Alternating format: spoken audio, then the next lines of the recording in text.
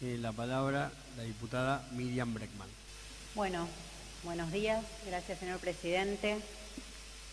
Hay muchas cosas que tenemos para expresar, que tenemos para decir, pero como se han hecho reuniones de los presidentes de bloque en la jefatura de gobierno de la ciudad, la hemos llevado oportunamente ahí.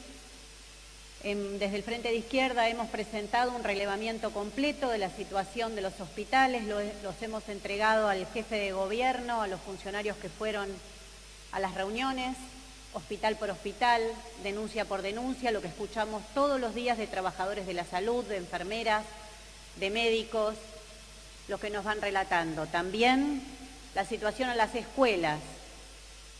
En cada una de las reuniones fuimos expresando y entregando informes con todo lo que nos llega desde las escuelas.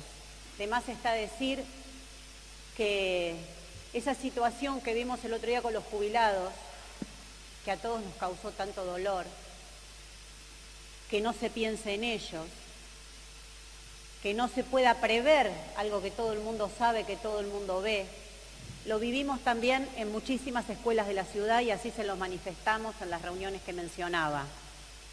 Escuelas donde las mamás tenían que ir con los chicos a retirar la comida,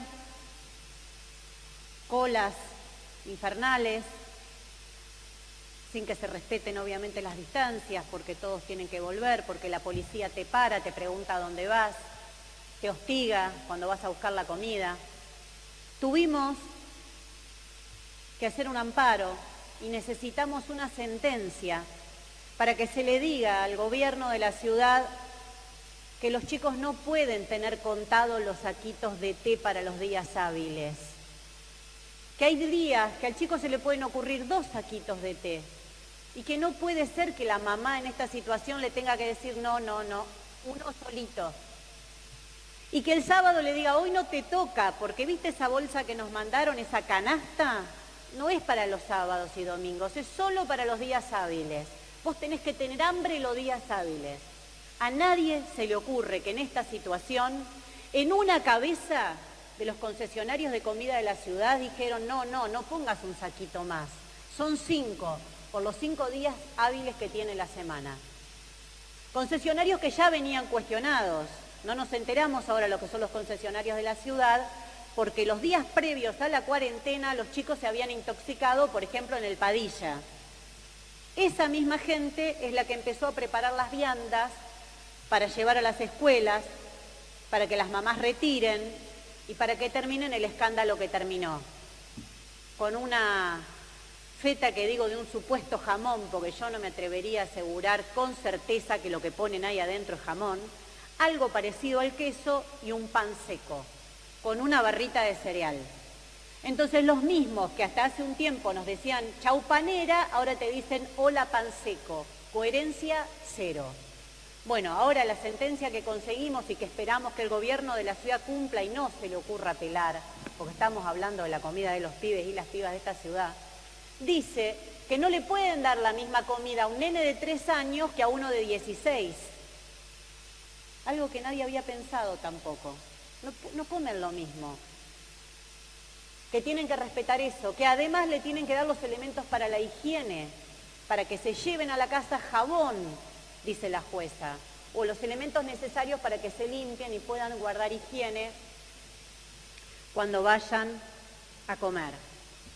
Entonces, estamos ante una nueva pandemia, ante un nuevo virus, pero ante una vieja receta. Las recetas son viejas. Son viejas las respuestas que da el Estado en salud, son viejas las respuestas que da el Estado en la educación, en la comida de los pibes y pibas de esta ciudad, y es vieja la receta del endeudamiento. El virus será nuevo, pero el endeudamiento es la receta que siempre a los poderosos de este mundo, que siempre a los mercados financieros internacionales, que siempre a los buitres que aparecen en estas crisis se le ocurre. Es la misma, endeudar a los países como Argentina, endeudar a los estados provinciales. La receta es antiquísima. Por eso nosotros la vamos a rechazar. Y creo que aparece esta receta porque tienen terror que en esta crisis se toquen los intereses de las clases dominantes, se toquen los intereses de los ricos, se toquen los intereses de los que, como Rodolfo Walsh llamaba, son los dueños de todas las cosas. Antes que eso, propongamos rápido que se endeuden. No cuenten con nosotros para eso. Porque ese sistema de viejas recetas que ya nos llevaron a esta situación, también es un sistema que nos llevó a esta pandemia. Como ya se dijo acá, la Organización Mundial de la Salud no tenía el nombre, pero la llamaba la pandemia X. Ya se sabía que podía haber una pandemia de estas características. No es nuevo, no es que no era previsible. Ya se sabía, ya se hablaba. Hay que mirar las series que pasan por ahí en algunas plataformas. Capaz que con eso veíamos que no era tan inimaginable. Ya se sabía que si desmontás, que si cambiás el modo de agrocultivo, que si producís ganadería en forma, en lugares encerrados como se hace ahora, en fuerza de antibióticos y otros medicamentos, virus que antes quedaban encerrados en un lugar, en una comunidad de murciélagos, ahora rápidamente, producto de los desmontes, producto de todos estos cambios que se producen en el clima y en el medio ambiente, pueden terminar rápidamente afectando a los seres humanos. No era imprevisible. Estos virus salvajes son tan salvajes como el sistema que permite que se propaguen, ni más ni menos. Entonces había que preverlo. Obviamente que la precariedad, el ajuste en los sistemas de salud exacerba el impacto que tienen estos virus. Entonces, la producción de alimentos, la producción ganadera, la rentabilidad de estas empresas multinacionales tendrían que estar hoy en el centro del problema y en el centro del análisis. La deuda, una vieja receta que como si fuese poco, nos mandan los proyectos donde se propone prorrogar jurisdicción en Inglaterra el 2 de abril. No sé si lo notaron. Parecía una ironía. El 2 de abril recibimos los proyectos donde se propone prorrogar jurisdicción en Inglaterra. Ironías coloniales o nuestro amo juega al esclavo. Italia, España sufren las consecuencias de otro momento de crisis, el año 2008, donde también se decidió que los grandes fondos vayan al rescate del sistema financiero, vayan al rescate de los bancos, ¿a cambio de qué? Del ajuste, de la austeridad a las políticas de salud. También se llegó a esto porque ante una crisis anterior se dio esa respuesta. Así que hoy también deberíamos estar debatiendo qué significa cuando se desfinancia la ANSES para darle a las grandes empresas, cuando se desfinancian los sistemas de salud para rescatar a los bancos. Para ir a esta ciudad, ya lo denunciamos cuando se trató aquí el presupuesto para este año, que recuerdo alguna intervención de la diputada que hizo el informe, que reivindicaba que la ciudad de Buenos Aires iba a destinar un 45% más para la construcción de comisarías y equipamiento de la policía, mientras el presupuesto de salud iba a la baja. Pero ¿saben qué pasa? Que ahora descubrimos que pueden militarizar la ciudad, pero que a la pandemia no se la combate con balas. Que pueden militarizar el país, la ciudad, la frontera, lo que quieran, pero las balas no sirven para combatir la pandemia, ni las nuevas comisarías. Sí hubiese servido para combatir la pandemia si ese aumento de presupuesto hubiese ido a salud, hubiese ido a respiradores, hubiese ido a más camas de terapia intensiva. Pero la salud pública nunca importa hasta que pasan hechos como estos. Y esto no fue hace tanto, fue hace muy poquito que se discutió el presupuesto de la ciudad de Buenos Aires. Y otro recorte que señalábamos cuando se trató el presupuesto fue el de vivienda y urbanismo. Y ahora te dicen quédate en casa, quédate en casa. ¿En qué casa? Leí el otro día en una revista un artículo que me emocionó. Decía que había 10 pibes jugando en una placita de un barrio muy humilde de la ciudad. Viene la policía, les empieza a decir qué hacen ahí, los hostiga y le dicen váyanse a su casa. Los 10 entran a la misma vivienda. Quédate en casa, distanciamiento social.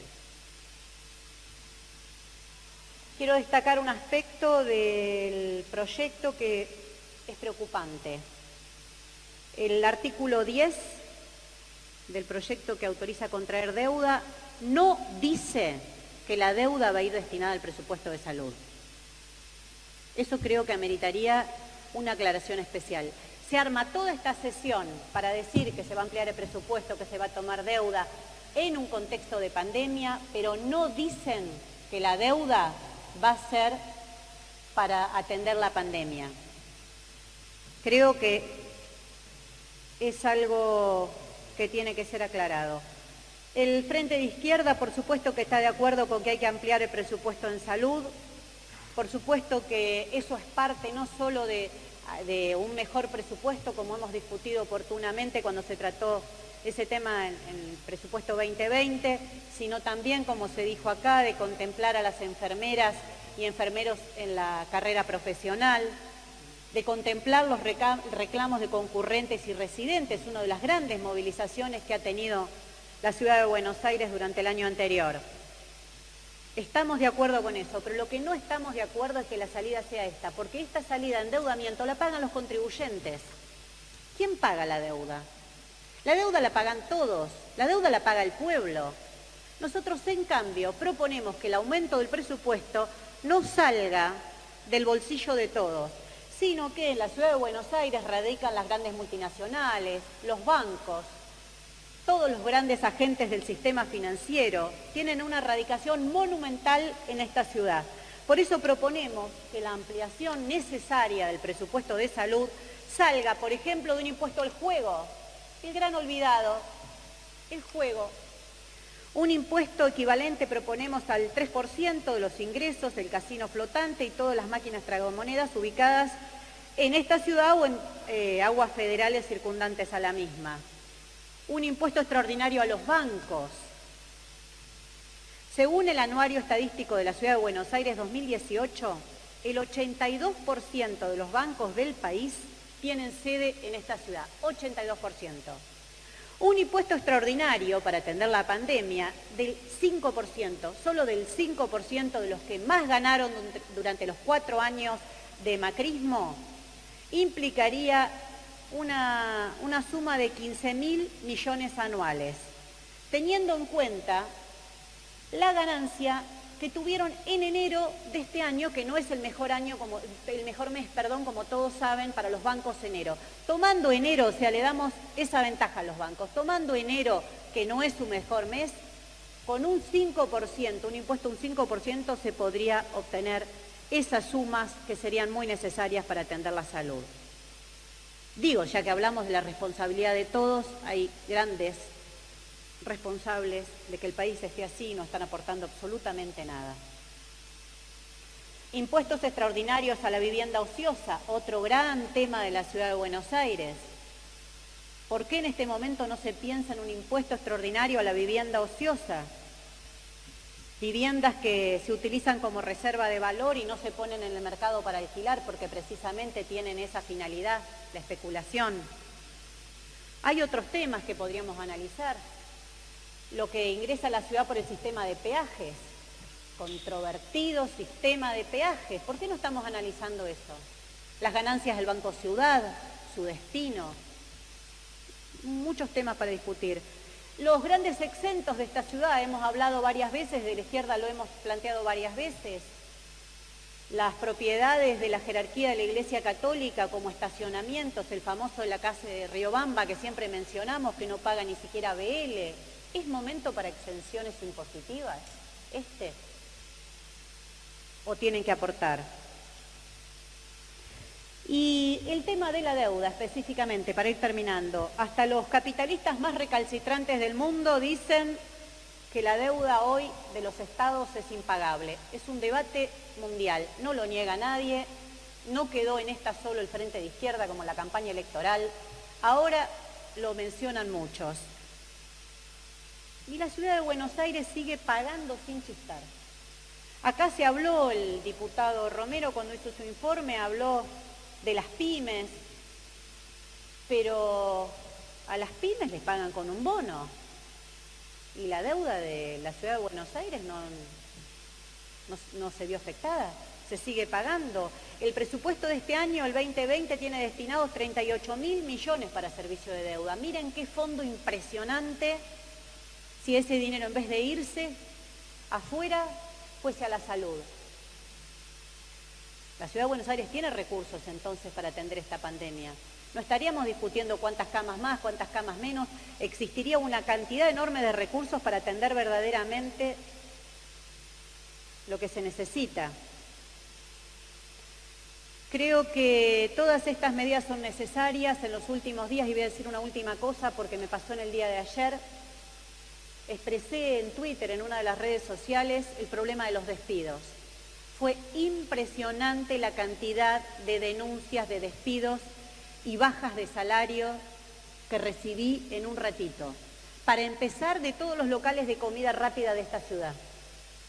Decenas de trabajadores escribieron inmediatamente para decir: me pasa lo mismo, me pagan el 50%, me pagan el 25%, no me están pagando el salario, nos quieren despedir, si no aceptamos la rebaja nos despiden. Eso está pasando hoy en la Ciudad de Buenos Aires. Junto con la nacionalización del sistema de salud, a la cual ya se refirió Gabriel y no voy a reiterar, proponiendo que se pongan todos los recursos en manos del Estado, bajo control de trabajadores y trabajadoras que tenemos la certeza más que nunca que son los grandes interesados de que haya una salud de calidad en esta ciudad y en todo el país. Creemos que es necesaria una inmediata sesión con estas características, con todos los resguardos necesarios, para discutir cómo se continúa. Las presiones para salir de la pandemia las vemos todos.